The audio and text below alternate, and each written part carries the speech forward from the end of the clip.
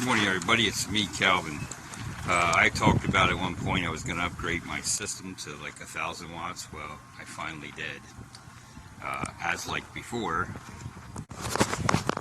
up in a roof here, where a lot of you don't know, unless you watch some of my earlier videos, I have 6 100 watt monocrystalline panels.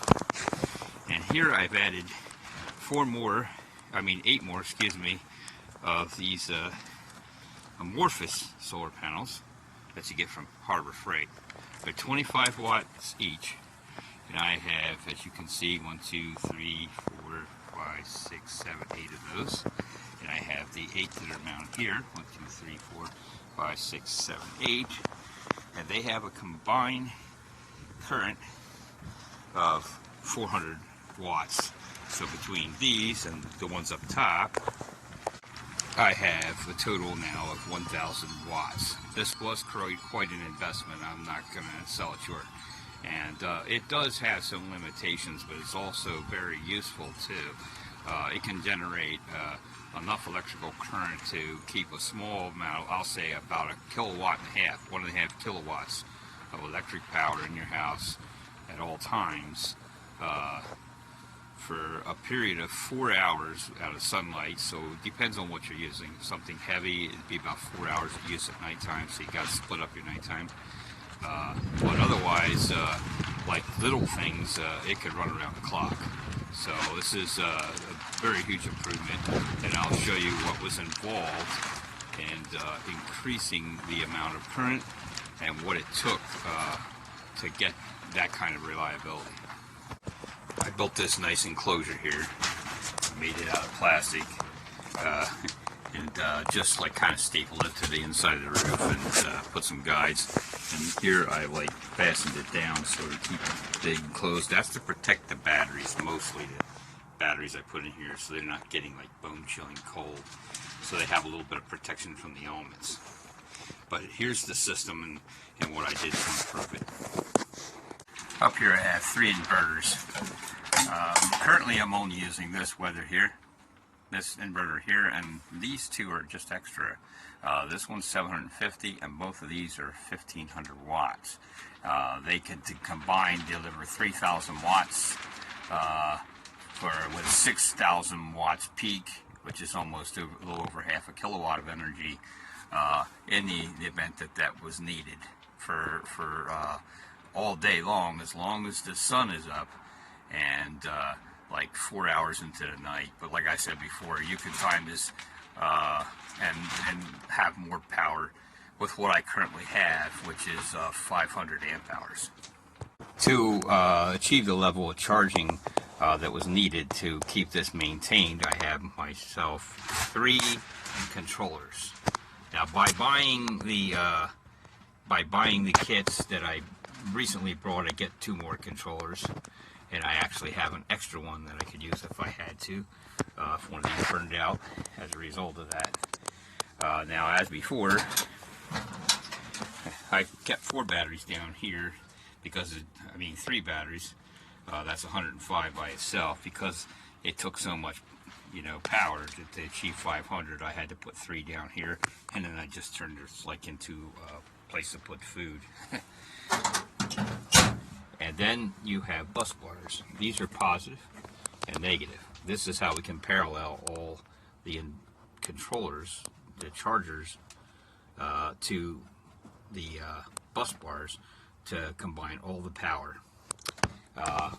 So this is charging parallel all the batteries we have hooked up to the system. And here come the incoming lines from the batteries for the negative, and the incoming lines for the positive side.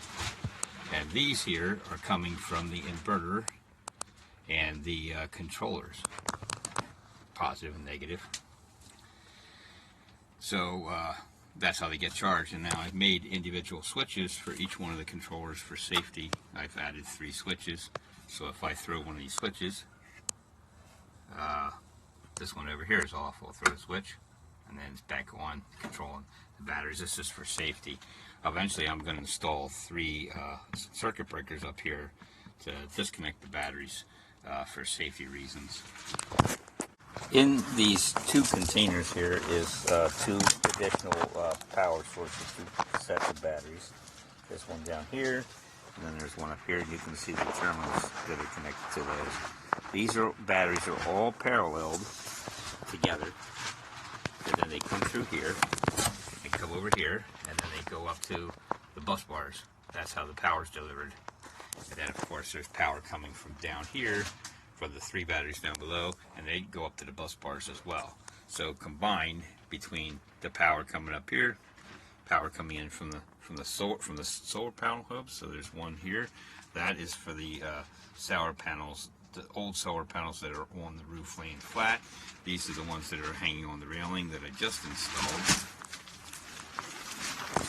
And that solar controller there is coming from the monocrystalline panels that are up on the second floor roof, on this roof up here above us. Here is 6 monocrystalline panels. And they come across here, and they come down here, and they go under here, and they come in here. And they go down to these solar panel hubs.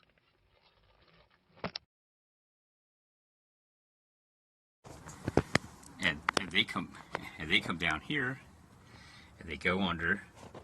They're connected to this hub here.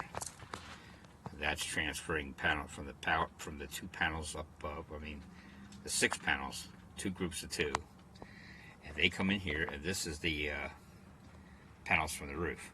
And they get their power is delivered to these switches and then to the controllers. I've been running this microwave and refrigerator now for over a year on the solar system I built. It was running adequately on the 800 watts, but this is more consistent now. Additionally to running these things, I can also use a heater and other things if I need to. As a footnote, I started out very small with only one kit and like one battery and a 750 watt inverter, the black one I showed you earlier. That's what I started with. You can do it. It takes a small initial investment, and then you can just add on to your system like you seen I did. Currently, I have close to $3,200 invested in the system. However, I get a lot back for that. So this refrigerator that I showed you is like totally free electricity. It runs constantly. You put food in there, it's going to keep it. You got a microwave, you can cook stuff, and I could even run a heater out here if I wanted to. And when I run that heater during the daytime, it takes nothing away from the power from the batteries.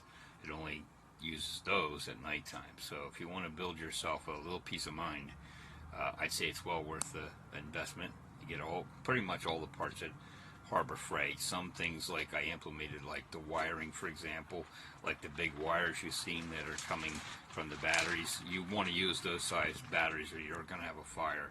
And they're usually typically like 0 to at least 2, no less than 4. And as the size goes down, or up, like you get to 0, that means it's able to handle more amperage. You want to be using high enough wires. You don't want to be underrating your wires because it's going to pull like almost 100 amps from those batteries constantly. So you want to make sure that you're using, and don't be fooled by the solar, because the solar is putting out almost 40 amps by itself.